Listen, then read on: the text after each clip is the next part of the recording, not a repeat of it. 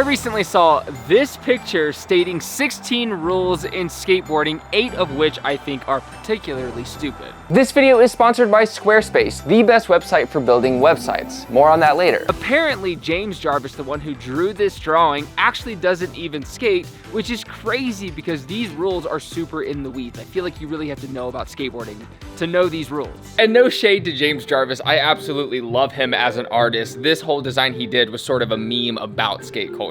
In fact, the first one, do not bend, I can only assume it means this. I think bending is when someone has their board set up for dropping in when they don't plan on dropping in, and it basically interrupts the other person from skating the thing that they want to skate. Number 2 is no flip outs, which is a rule that I find particularly dumb, but I do understand where they're coming from because this is something that a lot of people have problems with. They believe in the basics rather than making skateboarding technical. But obviously, who cares? So dumb. And for a little bit of context, I am in Colorado right now, which is why this beautiful skate park behind me exists, and we will skate it. We'll get the whole tour, we'll do the whole thing, but let's finish these rules. Number 3 is no fighting. Amazing rule, stupid thing that people do, and typically it's not even people who are skateboarding. Come to the park to fight. Don't do that, so dumb. Number 4 is no logos. I get it. Soul skateboarding, that is a purist mindset. Unfortunately, nowadays, the logos, the sponsorships are what pays us to keep us skateboarding because we want to do it for as long as we can. So sometimes we got to flex the logos. Number 5 is no Mongo pushing, which is 100% about the coolness factor. There is no advantage to not pushing Mongo or pushing Mongo. Some people say, well, it gives you like a 0.02 second advantage of putting your foot on the board. No, all that is bull malarkey. It's just the aesthetic thing. It's just the thing that we have deemed separates good skateboarders from not so good skateboarders. Number 6 is no snaking. Great rule. It's about taking your turn. If there's 3 people at the park, make sure that you go one after the other. If you end up going after each person, that means you're getting 2 turns when everybody else gets 1. That's not fair. Number 7 is no yo flips. I get it. I think yo flips are totally fine, but it is exaggerating a trick, and this typically falls under 360 flips, where you can catch it one way, or you can catch it with 1 foot kind of stanky leg, and it's supposed to look like you have a lot of control and you're cool. But it's kind of like a flexing thing. I still think it's fine. Number 8 is no vibing. Another rule that I totally agree with, but it's basically talking behind people's backs at park, or being the cool guy, or gatekeeping, or making someone who's newer to skateboarding feel insecure about being at the skate park. Please. No vibing. Number 9 is no crybabies. Now, unfortunately, I have fallen under this category too many times, but it's basically the person at the skate park who gets way too angry, forgets they're in a public setting, and screams, stomps their board, yells about. Unfortunately, this is very distracting for other skateboarders, and it's also just a massive vibe killer. At the skate park, people go there to be pumped up and skate and learn new tricks and be happy and hang out with friends. Don't ruin it. Number 10 is no mall grabs. Another one that I think is really dumb because it falls under the aesthetics category. It's kind of silly when it actually has no practical value. There's nothing wrong with holding your trucks. That's what a mall grab means. It's just the thing, again, that separates experienced skaters from bad skaters. I think there are some rules that are basically set within to try to distinguish the two, and this is one of them. Now, this must be some UK thing, but number 11 is no woolly hats in clement weather. I don't even know what clement means. Mild weather? No woolly hats when it's not super cold. I think that's the joke. That's very UK. Number 12 is no street grabs. Now, this one I do think is dumb. I think if you want to grab your board, that's totally fine, but I actually understand this context because when I was growing up, I really didn't like street grabs because I would even hear that some people who would ollie things would say that they would grab their board because it was a bit easier. So to me, I always thought of street grabs as a cop-out. If ollie is the easiest trick and then there's something that makes that even easier, doesn't that seem kind of lame? But now as an adult, I understand that it can actually add pizzazz to something you're doing. Like if you're doing a grind and you do a little trail grab out or something, it looks a little cooler than just ollieing out. So I like street grabs. And now a word from our sponsor, Squarespace. Squarespace is the easiest way to make your creative portfolio online, and it's basically just a drag and drop system. They have the Fluid engine, makes it incredibly easy to design the website without knowing anything about design. They have award-winning templates you can choose from. If you're tired of dealing with the algorithm on social media, you can actually do an email campaign. So anyone who signs up for whatever message you're trying trying to deliver will get your emails every single time. They have a very easy to comprehend analytics system, so if you're selling products, they tell you what does well. If you have a blog, which is also very easy to set up, they can tell you which blogs do better. You can have your own comment section, your own likes, basically your own social media universe. And I think the thing that's most astounding right now, they have custom merch. So if you've ever considered doing a clothing brand or some type of merchandise, they have a third-party system built in now to where all you have to do is design the merchandise, and they probably have some designs you can choose from. They have easy ways to kind of set that up, and now other people will fulfill it for you. So you don't need to actually ship everything yourself or anything like that. You can do it all through Squarespace, which is insane. The last thing I want to mention is the members area. So if you have custom courses you want to sell or something extra that people have to go through a paywall to get into, you can now set that up. So you don't need a third-party website for selling courses. You can do it on your own site. So you can bring everything into your own world, which I think is very cool. If you want to sign up, you can get 10% off your first purchase or domain by going to squarespace.com/JohnHill, or just going to the link in the description down below, or you can just try it out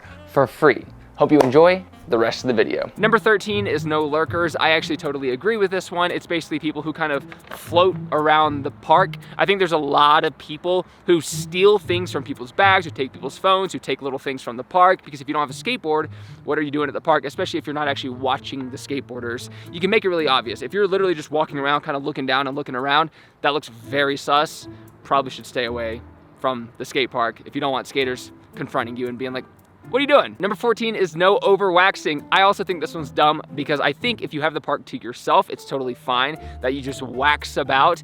If you can actually skate the obstacles, do not wax things that you are not comfortable with yet. It is not the wax's fault. You still need to gain the experience. But for certain tricks, you want to wax something as much as humanly possible, especially for blunt slides on rails, requires a ton of wax. So I actually like over waxing, and I think a lot of pro skateboarders, especially from California, also do. Number 15 is no longboards. Definitely another one that I think is stupid. I think if you are a longboarder and you have some control, then being at the park is totally fine.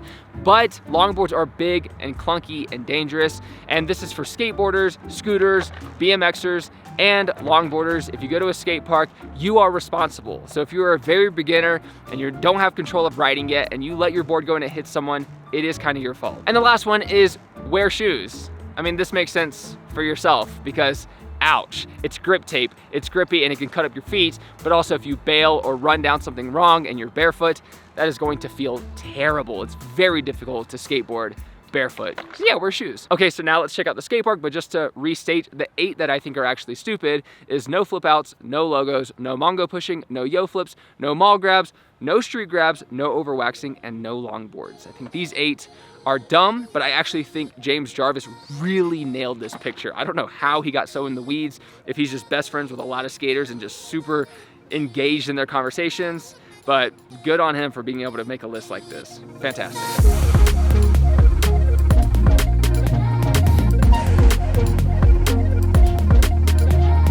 So instead of talking my whole way through this tour, why don't we just skate it and you can just see it.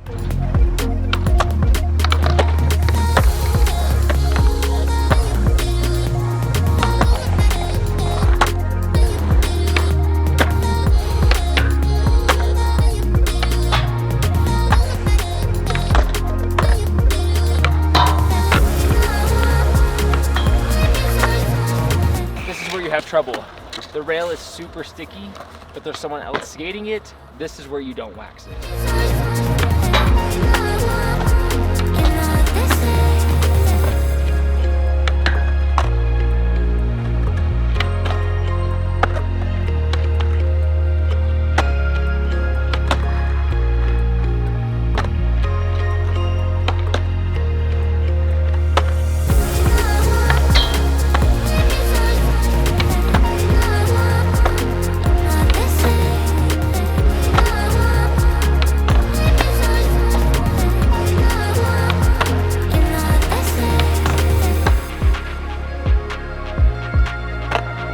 I'm having fun, but there's literally no shade in this park. It's so sunny in Colorado that my camera fries out after every single try. I gotta figure out how to film from within the shade so that my camera survives and I can just keep skating. I think I can film this rail, there you go, from within here.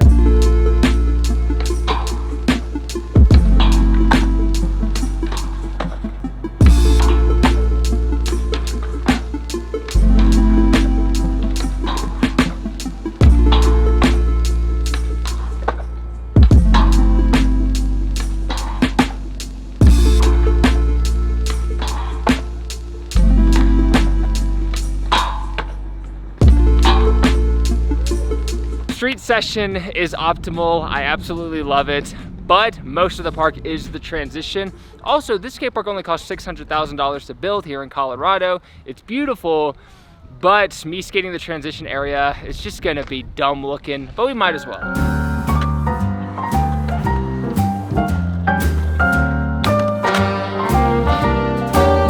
A little different than all the rest.